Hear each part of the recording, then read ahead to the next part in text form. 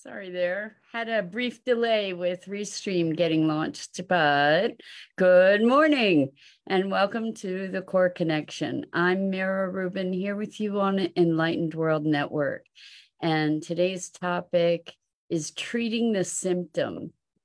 And this is a pervasive problem in our culture, where we go after problems that are actually symptoms and engage in this this experience or this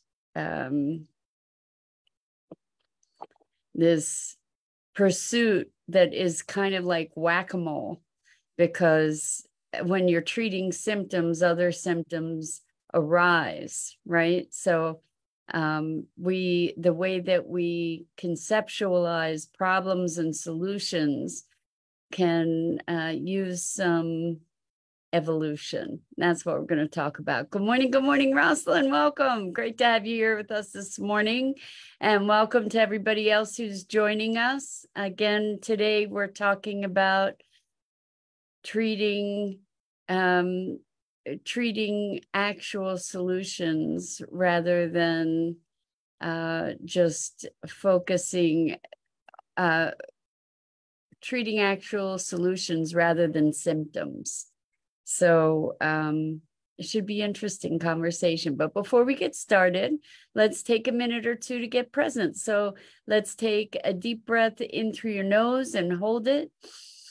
And imagine clean, crisp oxygen flooding your lungs, flowing into your bloodstream, nourishing all your cells, all your organs, bringing vital life energy to your body and being.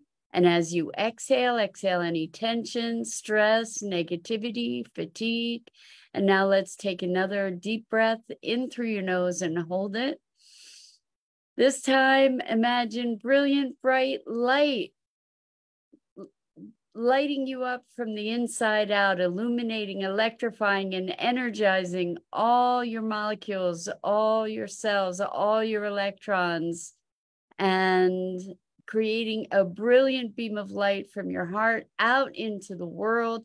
And as you exhale any remaining tension, stress, negativity, fatigue. And now let's press our palms together. Rub the hands vigorously together and feel all that friction and temperature and tension and tingling and tickling when you stop, and allow all those sensations to bring you present right here, right now, into this remarkable physical form that enables you to experience life. Welcome, welcome, welcome. And our topic today is treating the symptom rather than treating the problem, which is kind of what we tend to do culturally, because we're so busy wanting to get it done, fix it, that we don't really look deeply enough to discover what it is actually that needs fixing. So Rosalind says, GP Walsh calls this scratching your nose when your butt itches, which is hysterical. And I peeked at that while I was trying to give our introduction, and it kind of threw me off. But thank you for that, Rosalind. It is exactly that. And it's sort of a pervasive issue. So this came up yesterday in a really rich conversation around social justice. And there are lots of organizations that are and people, individuals committed to social justice. And what was interesting in this conversation was that while we might be talking about social justice, we don't really know what that is.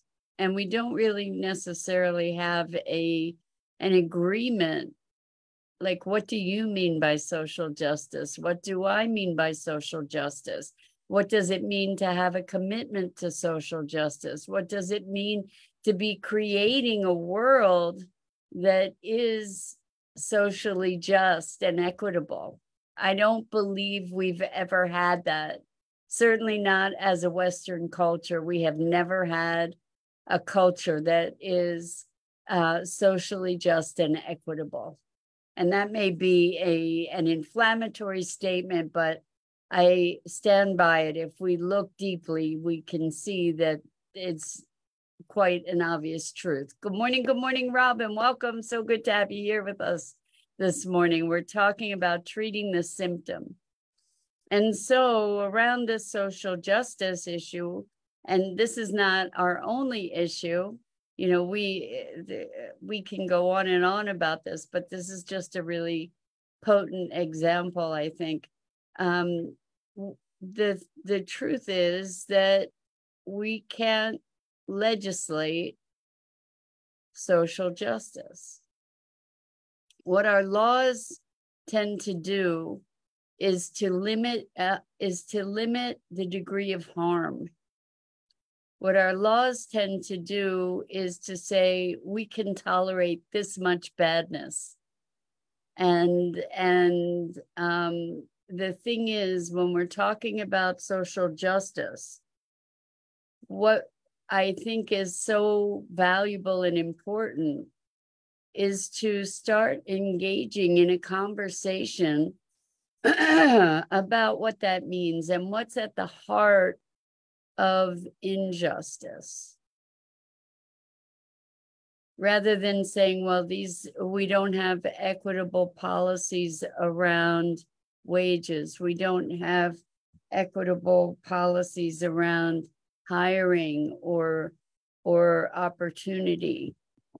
But we can legislate that. However,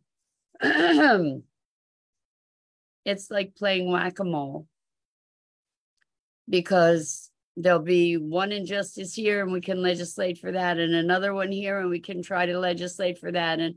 And what happens is we end up being so heavily legislated, and the issue of social justice or environmental safety or environmental justice or on and on and on, those things aren't resolved by the legislation, because those things that we're looking at to legislate are symptoms of a larger problem.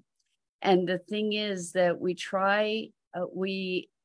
in the West particularly have this reductionist approach to pretty much everything, trying to like a mechanized universe. And so we try to impose that notion of mechanization on everything. And so we look at things like a machine. So if there's the problem with unequal wages, then we get to legislate that and that'll fix it, but it doesn't, because it's part of a larger system. And the thing is that it's a living system. And as a living system, it doesn't follow the rules of mechanics necessarily. And so this conversation arose because of a situation that was shared around someone in an organization speaking out in a way that was really, really disruptive, but indicative to me of a deeper problem. Like it wasn't the problem between these two people. It was a deeper problem that might not be that apparent. It's easy to shoot the messenger, right? It's easy to lay blame at the foot of someone who is disrupting what looks like the status quo. But the nature of that disruption is an indicator that there's something else going on. And in our communications, there are so many dimensions of dynamics of communication, of trust, of vulnerability, of shared values, of creating a container and a context. What does that look like? You know, we tend to assume that other people think the way that we do, and that they value the things that we do, and that they mean the same things that we do when we speak certain words. And so what was so interesting in this situation was that there was history in this context that had never been healed. And, you know, so thinking about social justice, what I recognize is here we're trying to legislate people into behaviors. The thing is that we have so many deep injustices in our country, in our history, with slavery, with the genocide of indigenous peoples, that have never been properly addressed. These things have never been owned with responsibility. And how can we possibly get to a place of social justice and equity when our whole system is rooted in abuse of some form or another that we have never been accountable to? And I don't mean we as individuals, I mean we culturally on all sides. You know, we haven't engaged in the healing process that allows us to mourn the evils, to all find ourselves accountable, rather than pointing fingers at each other, saying you did this and you did that. This is a dynamic of interactive forces. And this goes to the notion of talking about treating the symptom. You know, so much of the violence that we have in the world is a function of inequity. I mean, what it comes down to me, at least what I've come to so far, what it comes down to is othering, that we feel separate from ourselves and from each other, and we view, oftentimes, at least culturally, money as more important than people, business, and the rights of business to make money as more important than the welfare of people. You know, there's a displacement of values that goes back generations and generations and generations. And so if we're trying to craft a system of equity and justice, social justice, we don't have a model for it. It doesn't exist, at least not in the Western culture. And so what we're called to do is to generate something entirely new. And one of the failings of organizations that are trying to implement, and I don't mean just social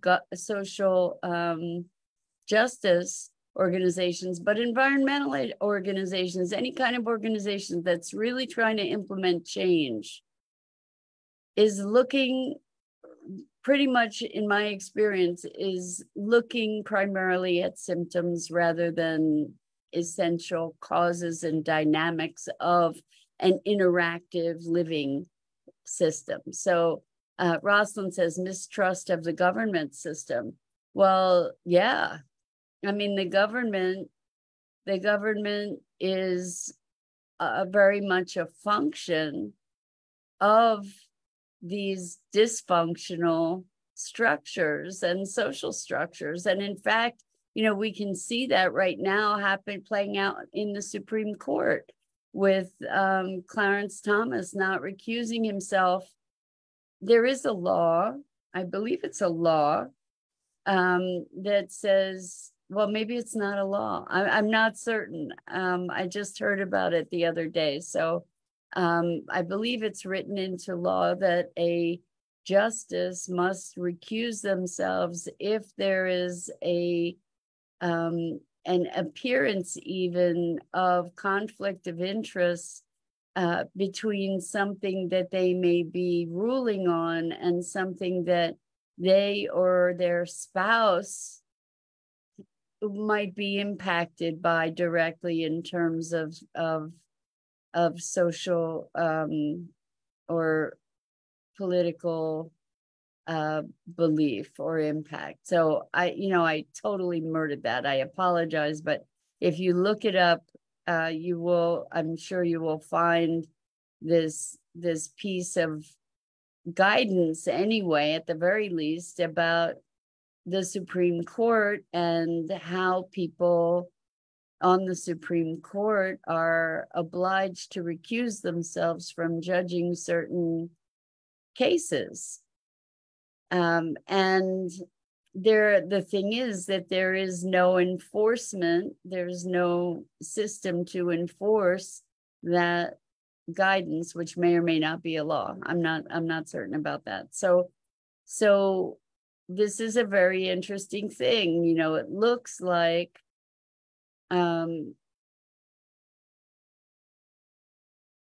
well, what that came up out of the conversation around mistrust of the government system. We're seeing all kinds of areas of abuse and corruption in our governance. It's no surprise, right? We don't have a model for how to create a truly just and equitable system. Good morning, Jenny. So glad to have you here with us this morning. We're talking about treating the symptom. And so, you know, it's interesting, this conversation, because it opened things up on a bunch of different levels with this person, I think, and it opened things up on a bunch of different levels for me to be looking at, well, here was something that happened. Here was an outburst that happened in a rather inappropriate way that really was profoundly disruptive, and it is indicative of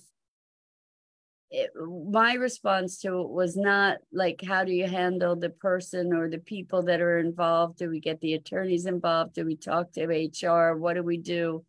Oh, Jenny is asking, did I have a chance to watch the dimming?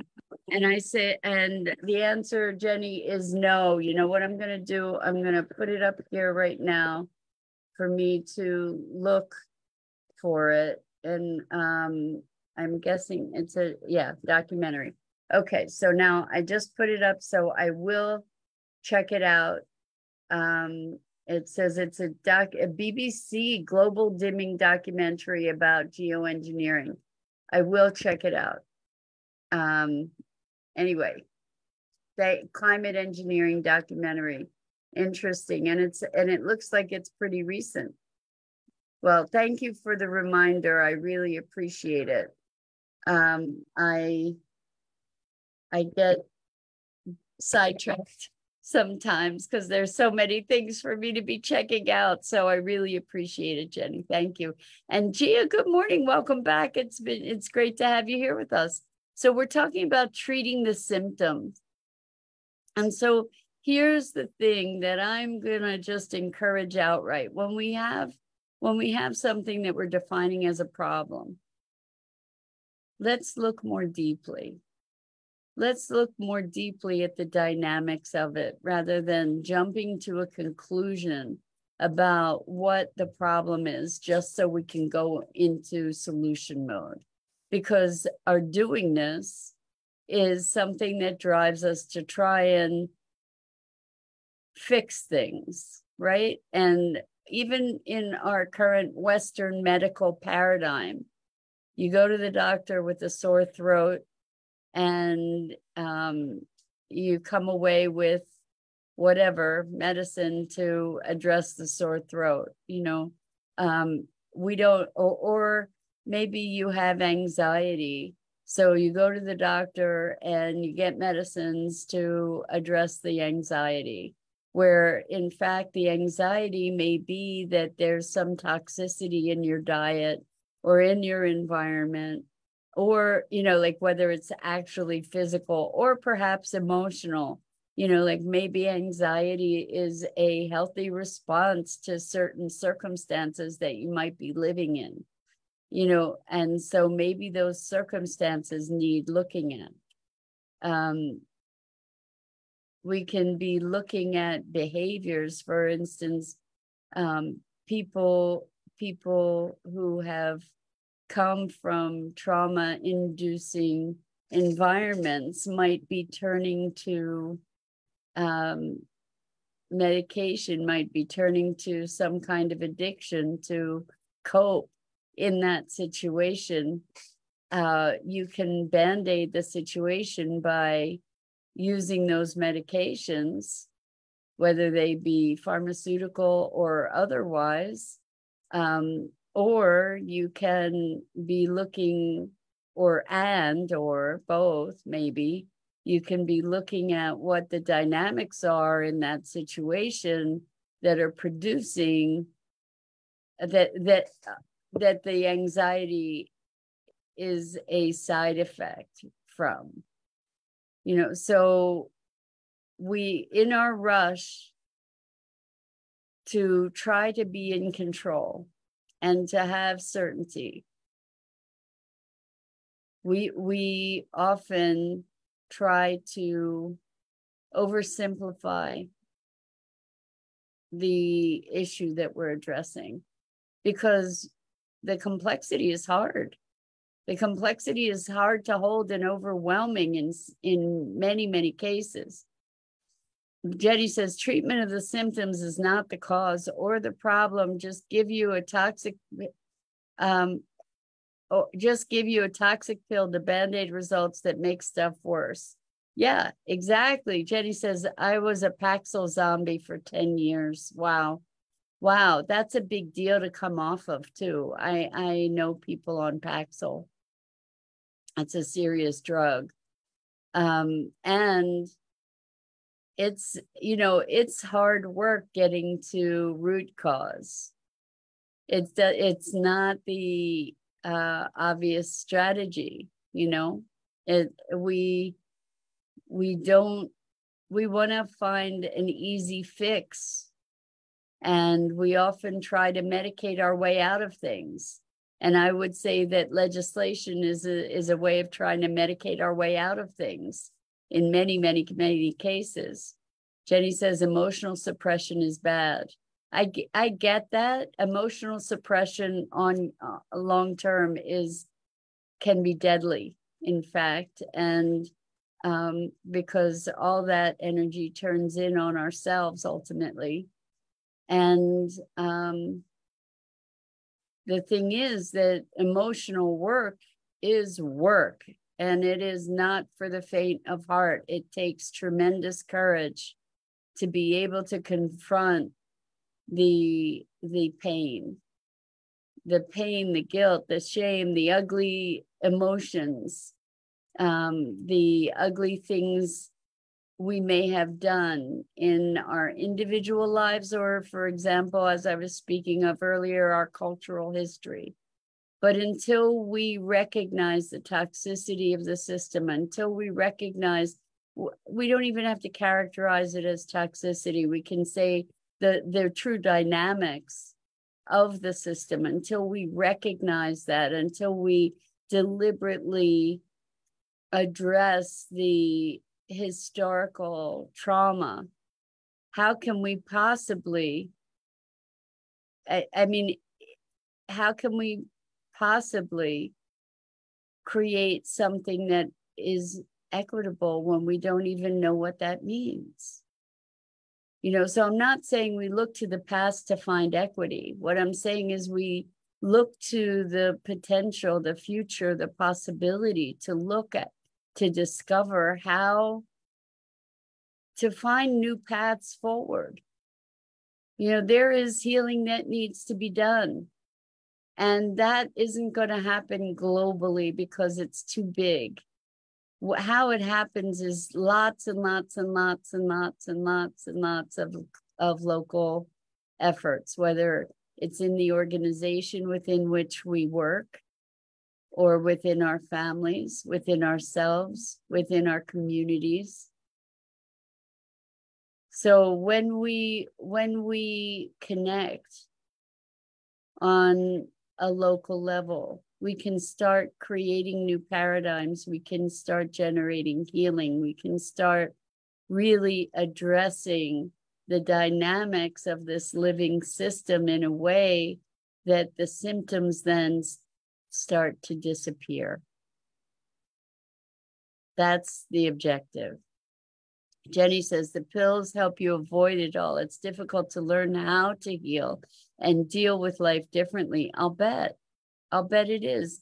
And Jenny, it's not just the pills that help you avoid it. Lots of people do to avoid feeling anything.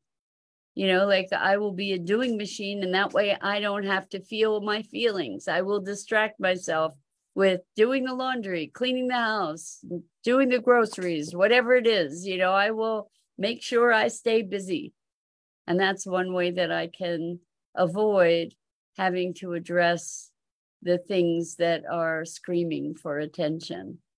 And we're at a new phase of our evolution where we get to address these things, or we're really, truly, deeply, honestly facing destruction on so many fronts.